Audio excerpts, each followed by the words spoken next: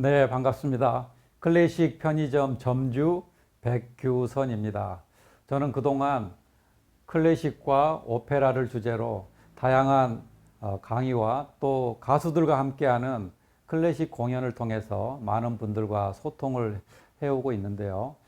이번에는 클래식 편의점이라는 듣기에 따라서는 조금 도발적인 타이틀을 가진 유튜브 채널을 통해서 더 많은 분들과 재미있고 유익한 클래식 이야기, 오페라 이야기, 음악 이야기를 함께 나눠볼까 합니다. 네, 그 첫 번째 순서로 과연 오페라를 즐기면서 인문학을 공부할 수 있는가, 이런 주제를 가지고 이야기를 한번 해볼까 합니다. 오페라를 즐기면서 인문학을 공부할 수 있다면 정말 좋겠죠. 그게 어떻게 가능한지 한번 알아보도록 하겠습니다.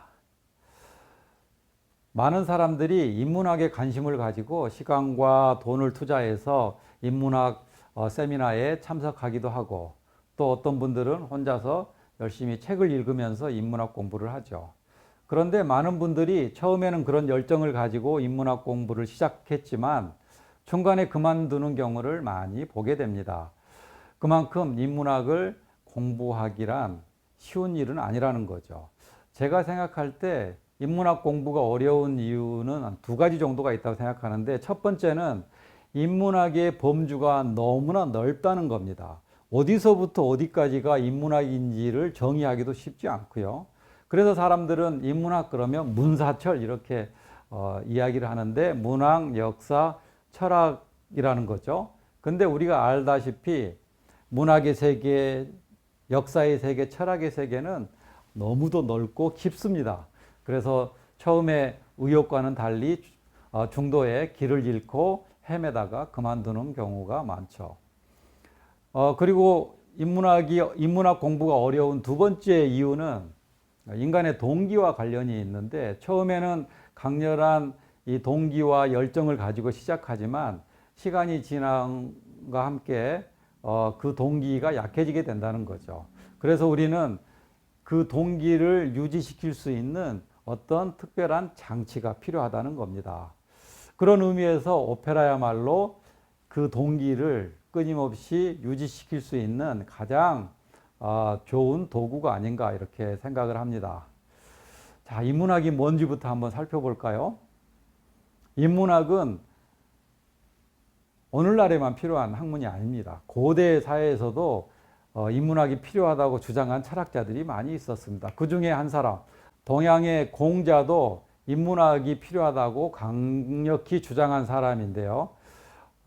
BC 5세기에 공자는 자신의 책 논어를 통해서 인간이 인간다워지려면, 사람이 사람답게 살려면 이러해야 된다, 이렇게 주장을 했는데, 뭐라고 썼냐 하면 흥어시하고 입어래하며 성어락해야 한다, 이렇게 주장을 했습니다.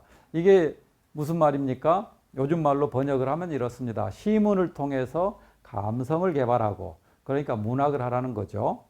문학을 통해서 인간의 마음, 인간의 감정을 이해해야 된다는 거죠. 두 번째는 예법을 통해 도리에 맞게 살아야 한다고 주장을 했는데, 이건 다른 표현으로 하면 철학을 해야 된다는 겁니다. 어떤 삶이 좋은 삶인지, 그 좋은 삶을 살기 위해서는 또 어떻게 해야 되는지, 이런 것에 대한 고민이 필요하다는 거죠. 세 번째가 재미있는데요. 음악을 통해 인격을 완성해야 된다고 주장을 한 사람이 바로 공자입니다. 공자는요, 음악이 인격 발달에, 인성 발달에 크게 영향을 미친다고 주장을 했는데요.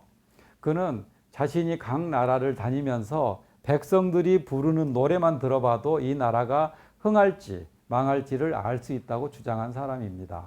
그러니까 좋은 음악과 나쁜 음악이 따로 있다는 거죠.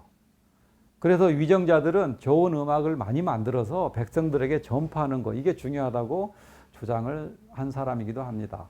자, 이렇게 공자는 문학과 철학과 음악이 우리 인간에게 필요하다고 주장을 했는데, 정말 재미있게도 이 문학과 철학과 음악이 어우러지나 예술 장르가 나오게 되었는데 공자가 이런 주장을 한 지 정확히 2000년 후에 나오게 됩니다.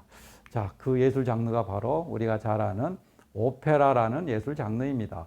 그래서 오페라를 사람들이 인간 지성이 만든 최고의 예술적 발명품 이렇게 이야기를 합니다.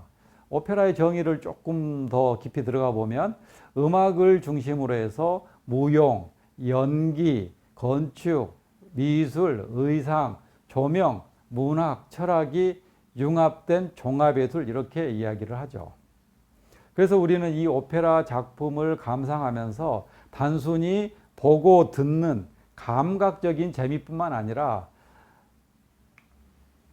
작품을 통해서 우리 삶을 성찰할 수도 있고요. 내면을 성찰할 수도 있고 또 상상력을 자극받기도 하고 어떤 측면에서는 경영의 인사이트를 얻기도 하고 더 나아가서는 우리의 영혼을 정화시키는 예술 이렇게 이야기할 수 있는 거죠. 자, 다시 한번 정리해 보도록 하겠습니다. 인문학은 인간과 인간의 삶을 탐구하는 학문이라고 이야기할 수 있습니다. 자, 인간과 인간의 삶을 탐구하는 여러 가지 방법이 있지만 저의 주장은 오페라야말로 인간과 인간의 삶을 탐구하는 가장 좋은 예술 장르라고 생각을 합니다. 그래서 우리는 오페라를 감상할 때 그 음악이 주는, 그 작품이 주는 즐거움 이런 거에 머무르지 않고 이 작품을 좀 더 분석적으로 들여다볼 필요가 있다는 거죠. 문학적인 관점에서 어떤 시사점이 있는지, 그리고 역사적인 맥락에서 이게 어떤 사건과 결부가 되어 있는지, 그리고 어떤 교훈을 얻을 수 있는지, 그리고 철학적인 관점에서 이 작품을 또 들여다볼 필요가 있는 거죠. 그리고 음악적인 관점에서도 반드시 살펴볼 필요가 있는데 이렇게 문학적인 측면, 역사적인 측면, 철학적인 측면, 음악적인 측면으로 오페라를 감상하다 보면 우리가 살아가는 데 필요한 인문학적 통찰력을 얻게 된다는 거죠.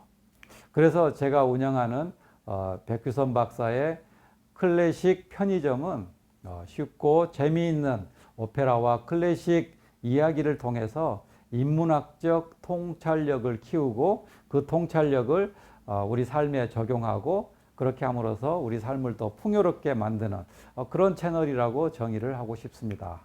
앞으로 여러분들과 자주 뵙고 소통하도록 하겠습니다.